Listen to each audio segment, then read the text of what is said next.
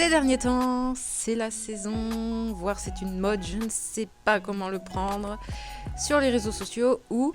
Oh my god! Nous avons remarqué qu'il y avait des femmes sur Terre, et pas que des hommes. Dans un sens, c'est quand même pas plus mal. Mais il semblerait que la majorité de ces personnes-là soient assez étonnées.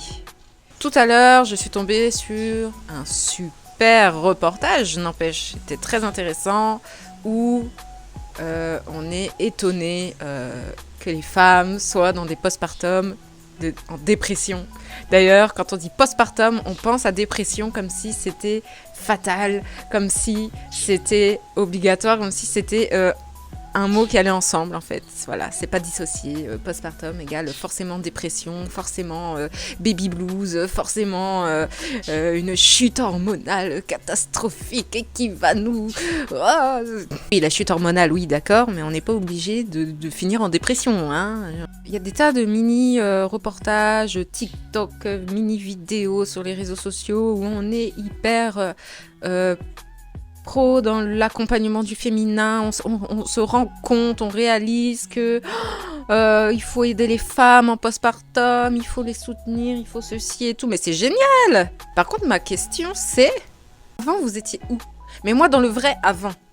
Parce que avant on est en mode ah oui mais pendant la grossesse c'est bon, elle a fait les cours de préparation à la naissance, elle est suivie par un gynécologue, par une sage-femme, mais c'est magnifique, c'est très bien, d'accord, ok.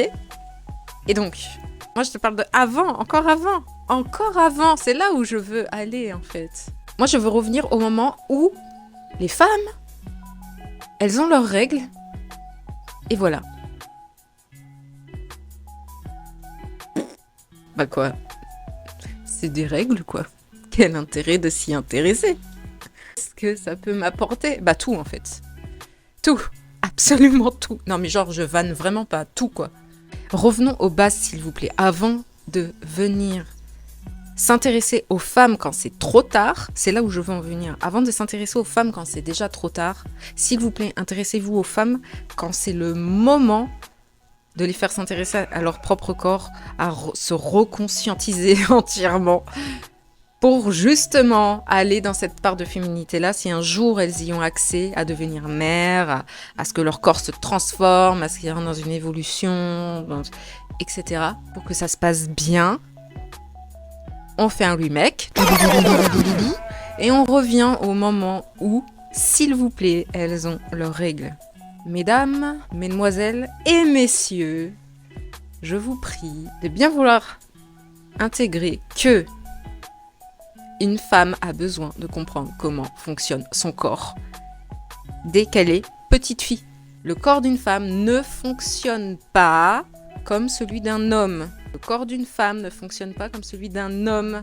Je répète encore une fois. Le corps d'une femme ne fonctionne pas comme celui d'un homme et il ne fonctionnera jamais comme celui d'un homme.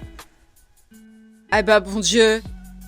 Imaginez une femme qui, dans son état de jeune fille, a été reconnectée à son corps. Elle connaît son corps.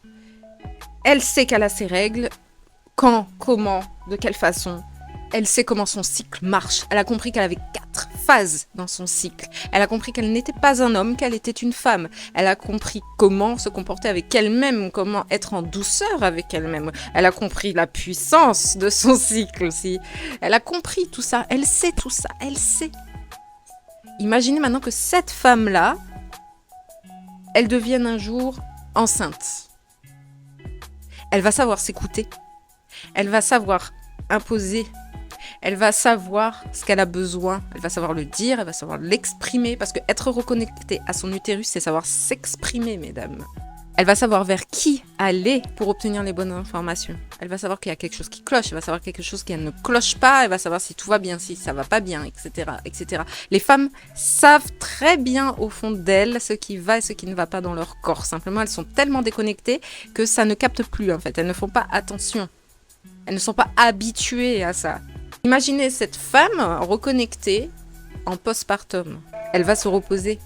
Elle va savoir que son corps a besoin de stop. elle va se reposer, elle va diminuer la dépression, elle va diminuer le mal-être, elle va diminuer les risques de descente d'organes, elle va tout diminuer en fait de elle-même, quasiment de elle-même. Elle va savoir s'entourer, elle va savoir créer son village autour d'elle pour que ça se passe bien en fait. Et la question ne se posera pas de « Oh mince, pourquoi cette femme en postpartum souffre autant, mais qu'est-ce qui s'est passé ?» Peut-être qu'on pourrait remonter à la grossesse. Non, il faut remonter plus loin que ça. C'est juste pour ça que je voulais faire la vidéo. Il faut remonter plus loin avant la grossesse. Il faut remonter juste à l'état de femme, c'est tout. Il faut remonter à l'état de femme. Ceci dit, je trouve que nous sommes dans des progrès très intéressants. Avec cette génération, je ne vais pas le nier, on est dans une génération là, qui commence à observer, à vouloir se reconnecter, à revenir à l'essentiel et je trouve ça génial. Mais gardons en tête que le souci initial des femmes en postpartum qui souffrent, ce n'est pas le mauvais accompagnement pendant la grossesse ou quoi. Certes, ça en fait partie, mais le vrai problème, c'est avant tout ça, bien avant tout ça. C'est reconquérir son corps de femme. Et aux Antilles, c'est encore un autre projet encore plus profond.